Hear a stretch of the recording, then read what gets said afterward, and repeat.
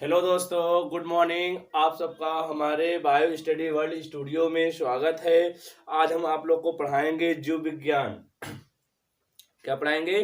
जीव विज्ञान कक्षा 9 की। ठीक है, कक्षा 9 की जीव विज्ञान यूपी बोर्ड से। ठीक है, कक्षा 9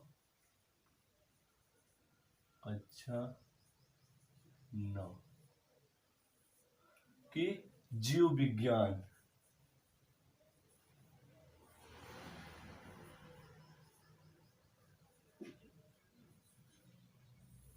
ठीक है, अब जीव विज्ञान किसे कहते हैं ना, जीव विज्ञान की पहले हम लोग बात करेंगे। जीव विज्ञान किसे कहते हैं? जिसमें जीव जंतुओं का अध्ययन किया जाता है या जिसमें जीवन का अध्ययन किया जाता है, उसे क्या कहते हैं? जीव विज्ञान कहते हैं। ठीक है, और जीव विज्ञान में हम लोग बात करेंगे किसकी? कोशिका की। यानी चैप्टर क्या नाम है? जीवन की मौलिक इकाई। जीवन की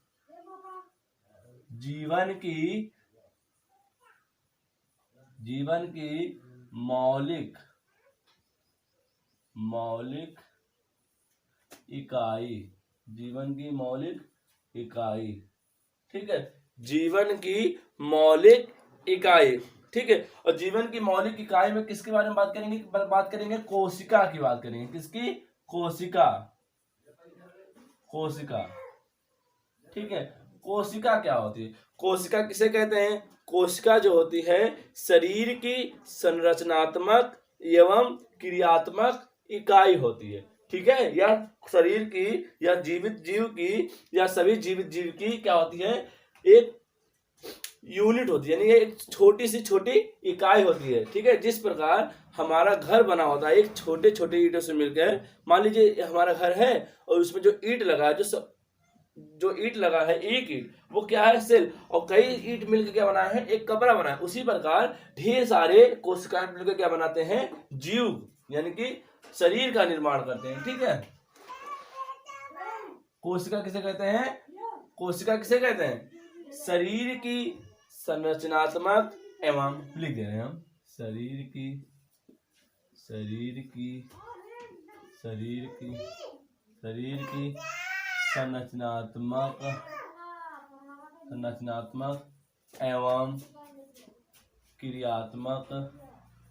संरचनात्मक एवं क्रियात्मक इकाई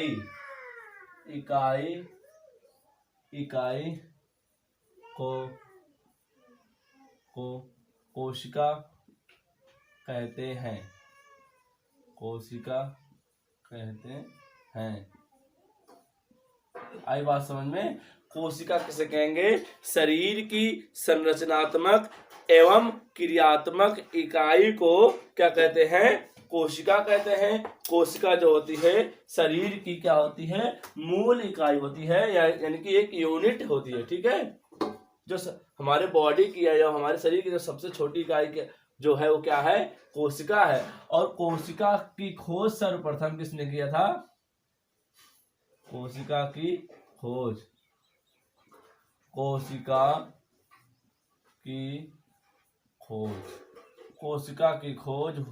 किसने किया था? रॉबर्ट हुक ने किया था। कोशिका की खोज किसने किया? रॉबर्ट हुक ने किस सन में किया था? 1665 ईस्वी में। किस ईस्वी में? 1665 ईस्वी में खोज किया।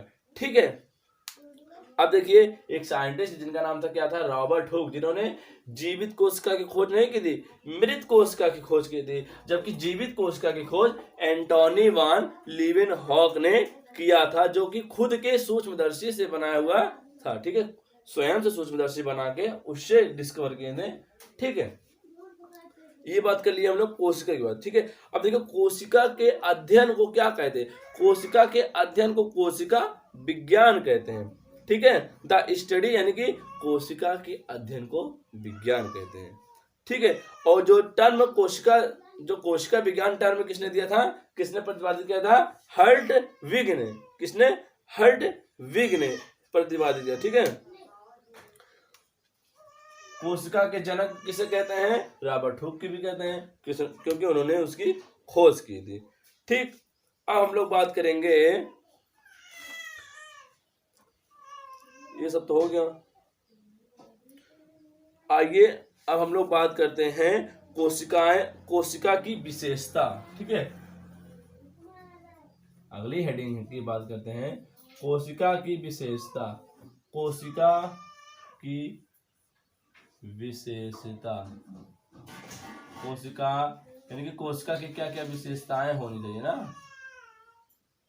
कोशिका की विशेषता, कोशिका की विशेषताएं ठीक है निम्नवत होती है। इनमें ये जो होते हैं कोशिका जो होते हैं स्वतंत्र रूप से गुणन करने की क्षमता करते हैं, यानी कि ये स्वतंत्र रूप से डिवाइड कर सकते हैं, बट सकते हैं। जैसे भाई अगर एक सेल है, अब वो पुरानी हो गई है, अब उसको अपना वंश बनाए रखना है तो उसको नया कोशिका तो बनाना पड़ेगा, यानी कि वो स्वतंत्र रूप से डिवाइड हो सकती है।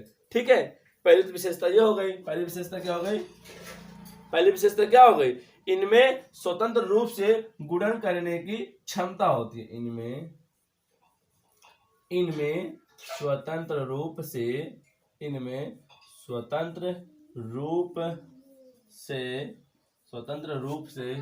गुणन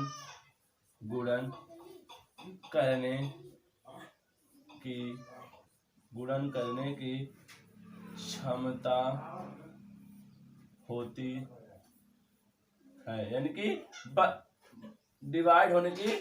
जब हम लोग पढ़ेंगे सेल डिवीजन यानी कि कोशिका विभाजन में पढ़ेंगे तब इसके बारे में हम लोग इस पॉइंट के बारे में बात करेंगे ना, कैसे कोशिका विभाजन होता है। ठीक है, और इनमें आनुवांशिक सूचनाएं निहित होती है, यानी कि कोशिका के अंदर क्या होता है? केंद्रक होता है, और केंद्रक में हमारा क्या होता है? क्या होता है? आनुवांशिक पदार्थ होता है। आनुवांशिक पदार्थ क्या होता है? क्रोमोसोम। क्रोमोसोम के अंदर क्या होता है? डीएनए, आरएनए और प्लस हिस्टोन प्रोटीन होता है। ठीक है, ये हमने बात कर लिया। इनमें आनुवांशिक सूचनाएं। नंबर 2 क्या है इसके लक्षण? इनमें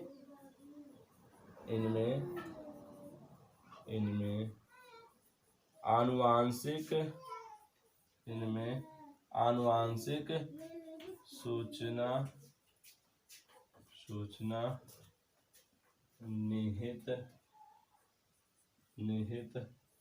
होती है। इनमें आनुवांशिक सूचना निहित होती है। नंबर 2 इसका क्या विशेषता है? इनमें आनुवांशिक सूचना होती है। ठीक है, और नंबर 3 क्या है? ये स्वतः जीवन हेतु आवश्यक प्रक्रियाओं का पूर्ण कर सकती हैं। स्वतः जीवन हेतु सभी प्रक्रियाओं को क्या कर सकती हैं? पूर्ण कर सकती हैं। और ये एक समान यानी कि एक समान रासायनिक संगठन तथा उपापचयी क्रिया प्रदर्शित करती हैं, यानी कि एक समान के रासायनिक संगठनों से मिलकर बनी हैं। और ये उपापचयी क्रियाएं, उपापचयी मतलब होता है कि रासायनिक अणुओं का बनना एवं टूटना, वो क्या होता है? उपापचयी क्रिया होती है। ठीक है, अब हम लोग बात करेंगे जीवों में कोशिकीय संगठन, यानी कि जीवों में कौन कौन से कोशिकीय संगठन होते हैं। ठीक है, अब इसके ऊपर हम लोग बात करते हैं। इतना समझ में आया ना भाई? कोशिका किसे कहते हैं? शरीर की संरचनात्मक एवं क्रियात्मक इकाई को कोशिका कहते हैं। कोशिका की खोज रॉबर्ट हुक ने सन 1665 ईस्वी में किया था। कोशिका के अध्ययन को कोशिका विज्ञान कहते हैं। ठीक है, और कोशिका का लक्षण क्या? कोशिका की विशेषताएं क्या है? पहला विशेषता है यह स्वतंत्र रूप से गुणन करने की क्षमता रखते हैं, और इनमें आनुवांशिक सूचनाएं होती हैं। ठीक है, आनुवांशिक सूचनाएं होती हैं, और ये स्वतः जीवन है तो सभी प्रक्रियाओं को पूर्ण कर सकती हैं, और ये एक समान रासायनिक संगठन तथा क्या होती है? इसमें उपापचयी क्रियाएं होती हैं। ठीक, ये हो गया। हम लोग बात करेंगे विभिन्न जीवों में कोशिकीय संगठन। अगली हेडिंग डाल लीजिए, विभिन्न जीवों में कोशिकीय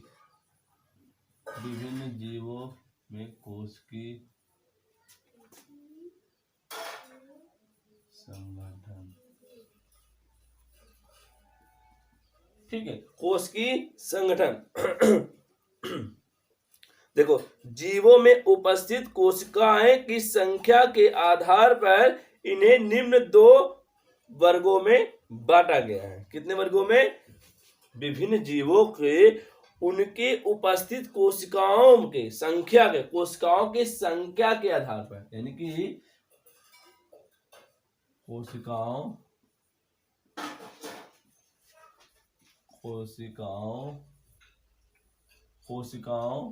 की संख्या के आधार पर बांटा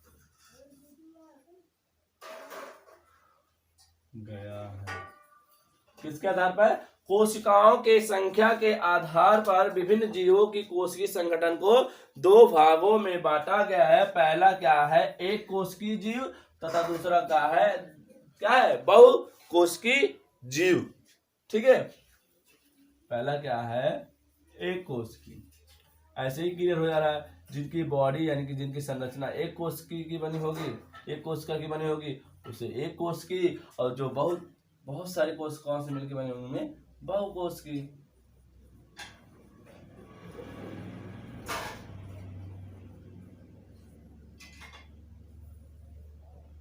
बहुकोशिकीय जीव। देखिए, अब सुनिए, एक कोशिकीय जीव किसे कहते हैं? वे जीव जिनका शरीर केवल सिंगल यानी कि केवल एक ही कोशिका से मिलकर बने होंगे उन्हें एक कोशिकीय कहेंगे, और जिनका शरीर बहुत सारी कोशिकाओं से मिलकर बने होंगे उन्हें बहुकोशिकीय जीव कहते हैं। जैसे इसमें आ जाएगा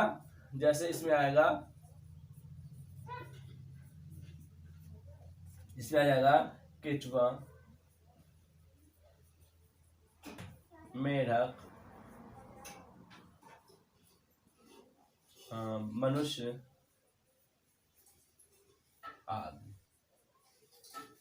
ठीक, इसमें देखिए आ जाएगा, इसमें से आएगा पैरामीशियम, सब पढ़ेंगे। ठीक है, धीरे धीरे पैरामीशियम के बारे में बताएंगे, यूग्लिना, पैरामीशियम, अमीबा, बैक्टीरिया भी हो गया, बैक्टीरिया हो गया। ठीक है, आदि बहुत सारे हैं। ये क्या हो गए? एक कोशिकीय जीव में कौन कौन आएंगे? Paramecium, amoeba, euglena, bacteria. बहुकोशिकीय में केचुआ, मेढक, मनुष्य, घोड़ा, हाथी, बहुत सारे आ जाएंगे। ठीक है, अब हम लोग क्या बात कर लिए? कोशिकीय संगठन, यानी कि कोशिकीय संगठन क्या किसके आधार पर किया गया है? कोशिकाओं के संख्या के आधार पर किया गया है ना। ठीक, अब हम लोग नेक्स्ट बात करते हैं एक कोशिकीय एवं बहुकोशिकीय जीवों में अंतर। एक कोशिकीय जीव एवं बहुकोशिकीय जीवों में अंतर।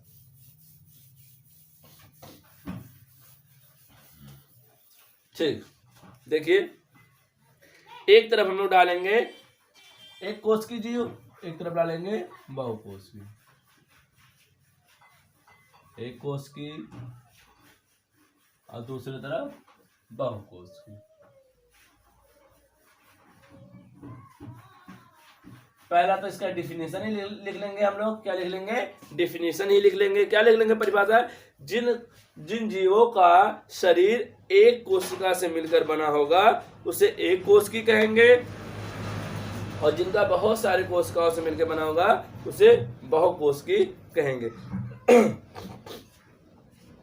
ठीक है, देखो, एक कोशिका जो होता है, इनमें केंद्रक जो होता है, क्या होता है? सुकेंद्रीय कोशिका वाले, यानी कि इनमें जो केंद्रक झिल्ली होती हैं अविकसित होती है, इनमें केंद्रक झिल्ली नहीं पाई जाती। किसमें? एक कोशिका में। जबकि बहुकोशिकीय में केंद्रक झिल्ली क्या होती है? अस्पष्ट होती है। ठीक है, और इनमें उदाहरण क्या आ जाएगा? यूग्लिना, पैरामीशियम, अमीबा, इनमें मेढक। ठीक है, यानी कि इसमें बहुकोशिकीय में क्या आएगा? इनमें आएगा मेढक, केचुआ, जोक, बिल्ली, कुत्ता। ठीक है, और सारे जंतु, बहुत सारे जंतु हैं, इसलिए हम लोग ईटीसी लगा देते हैं। और इसमें आ जाएगा पैरामीशियम, यूग्लिना, ठीक है, बैक्टीरिया, ये सब आएंगे। ठीक है, तो दोस्तों आज के लिए इतना ही, कल मिलते हैं अगले नेक्स्ट वीडियो में। अगर हमारा वीडियो अच्छा लगा तो कमेंट करिए नेक्स्ट वीडियो के लिए। थैंक यू, धन्यवाद। पढ़ते रहिए।